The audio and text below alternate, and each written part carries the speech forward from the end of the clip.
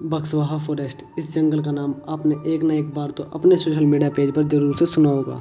जी हाँ, यह वही जंगल है जिसे डायमंड माइनिंग यानी हीरे की खोज के लिए काटा जा रहा है। तो आखिर ये पूरा माजरा क्या है और इस जंगल के कटने के बाद हमारे देश को इससे क्या प्रॉफिट होगा और क्या नुकसान होगा, ये सब आपको पता चलेगा इसी वीडियो में।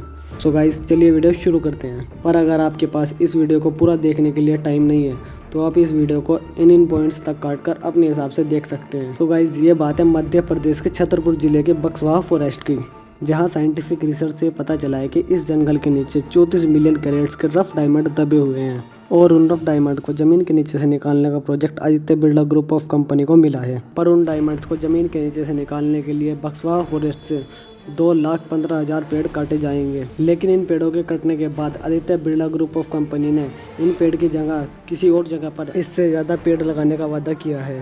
तो सबसे पहले बात करते हैं कि इस प्रोजेक्ट से हमारे देश को क्या प्रॉफिट होगा। तो Aditya Birla group of company का यह कहना है कि एक बार अगर यह प्रोजेक्ट शुरू हो जाए तो यह माइंस पूरे एशिया की सबसे बड़ी माइंस बन सकती है। और डायमंड माइनिंग का काम शुरू होने के बाद यहाँ के लोगों को रोज़गार भी मिलेगा, क्योंकि कोरोना वायरस की वजह से देश में रोज़गार की बहुत ज़्यादा कमी हो गई है। और इस प्रोजेक्ट के शुरू होने के बाद हज़ारों लोगों को यहाँ पर काम दिया जाएगा और भारत दोबारा से तरक्की करने लगेगा। अब तक तो आपको इससे होने वाले प्रॉफिट का पता चल ही गया होगा, बट अब बात करते हैं कि इससे क्या क्या नुकसान होने वाले हैं। प्रॉब्लम नंबर 1, दरअसल बक्सवाहा फॉरेस्ट एक संरक्षित एरिया है, यानी कि वो एरिया जो पहले से ही खतरे में हो। और अगर इस जंगल से 2,15,000 पेड़ काटे गए तो इस जंगल में पानी की बहुत ज़्यादा कमी हो जाएगी। और पानी की इतनी कमी होने के बावजूद इस प्रोजेक्ट में हर दिन 5.9 मिलियन क्यूबिक मीटर पानी यूज़ किया जाएगा, यानी कि हर रोज़ इतना लीटर पानी यूज़ किया जाएगा, वो भी उसी एरिया से जहाँ पहले से ही पानी की इतनी ज़्यादा कमी है। प्रॉब्लम नंबर 2, इस प्रोजेक्ट की वजह से बुंदेलखंड की जैव विविधता यानी कि बायोडाइवर्सिटी को भी नुकसान पहुंच सकता है। और उस जंगल के आसपास जो गांव हैं उनमें बसे आदिवासियों को भी उस जंगल के कटने की वजह से नुकसान पहुंच सकता है, क्योंकि इस जंगल के पास के जो गांव हैं वहां पर 8,000 से भी ज़्यादा आदमी रहते हैं, जो कि इसी जंगल से फल सब्जी तोड़कर अपना घर चलाते हैं। और पेड़ों के कटने की वजह से उनके रोज़गार को भी बहुत ज़्यादा नुकसान पहुँचेगा।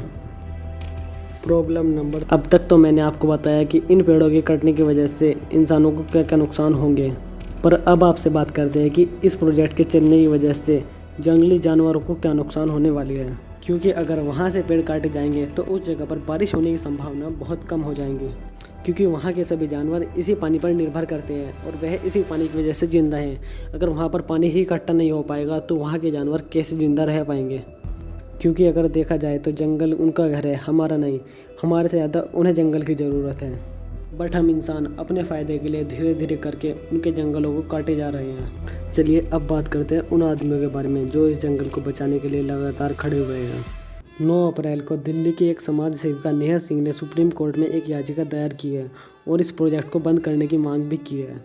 और वहीं महोबा के रहने वाले बुंदेली समाज ने बक्सवाहा जंगल को बचाने के लिए अपने खून से पीएम नरेंद्र मोदी और सीएम योगी आदित्यनाथ जी को खत लिखा है। और उस चिट्ठी में उन्होंने लिखा है कि माननीय योगी जी, आपको जन्मदिन की असीम बधाइयाँ। जय जय बुंदेलखंड। बुंदेलखंड के बक्सवाहा जंगल को कटने से बचाने के लिए हमारी मदद कीजिए। हम आपके आभारी रहेंगे। तारा पाटकर। जहाँ पर बड़े बुजुर्ग इस जंगल को बचाने के लिए इतना कुछ कर रहे हैं, वहीं युवा और बच्चों ने इस जंगल को बचाने के लिए चिपको आंदोलन शुरू कर रखा है। और मध्य प्रदेश के कई बच्चों ने सरकार से पेड़ न काटने की गुजारिश की है। देखो यार, यहाँ पर 2 बातें सामने निकल कर आ रही हैं कि अगर ये डायमंड माइनिंग शुरू हुई तो इससे हमारे देश की जीडीपी पर असर पड़ेगा और इससे हमारा देश विश्व में तरक्की करेगा। पर साथ ही अगर हम इस माइनिंग से होने वाले नुकसान को देखें तो वह इस फ़ायदे से ज़्यादा हमारे देश को नुकसान पहुंचा सकता है, क्योंकि यह सीधा असर हमारे इन्वायरमेंट पर करेगा। अब हमें ये देखना है कि हमारे लिए इम्पोर्टेंट क्या है, डायमंड्स या ट्री। दोस्तों, अगर मैं बात करूं अपने ओपिनियन की तो मेरे लिए हमेशा से ही ट्री ज़्यादा इम्पोर्टेंट रहेंगे, क्योंकि हम डायमंड्स के बिना ज़िंदा रह सकते हैं पर बिना पेड़ पौधों के ज़िंदा रहना असंभव है।